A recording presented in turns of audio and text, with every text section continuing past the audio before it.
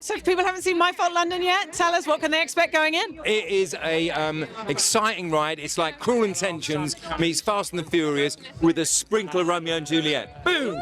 I love that. It does feel like YA films, novels can sometimes play it safe, and there's a real sort of grit and adrenaline energy to this. Did it feel like something very refreshing, bringing it to the genre? You know what?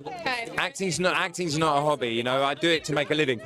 But sometimes you get to do the ones that you really love, and ones that you have really good fun on, and ones where you're surrounded by vibrant, exciting people, and there's no politics, and that was this one. So, you know, it's 1 in a million, and I'm really chuffed with it. And obviously, you're no stranger to playing villains, but always you have to bring a sense of humanity, and here there's definitely the slant of it being this father-daughter relationship. So what was your approach in that sense? Well, you know, villains don't know they're villains. That's what he said.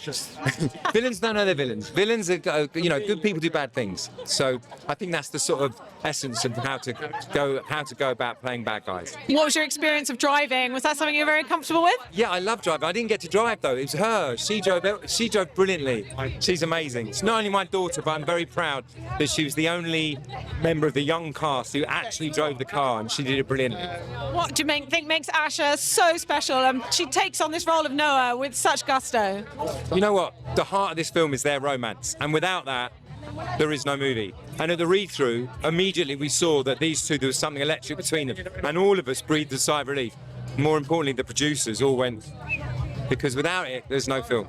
Yeah, and it does feel like, you know, that you can take this film on its pure entertainment value, but there's also a lot of kind of underlying messages about how we can all carry trauma from our past and all come from complicated families, and actually it's important to face up to that when you're coming of age in order to move forward. It's hard, you know. There's a lot of pressure on young kids, you know, and older people as well, but you can always go forward, and there's always a chance of redemption, there's always a chance of second chances, and I think that's a strong message of the film, definitely. And what's going to be next for you? Can you tell us? I'm doing Trigger Point with Vicky McClure. I'm loving it. Keeping me out of trouble and keeping me in London. Amazing. Thanks so much for your time. Really enjoy the night. Thank you.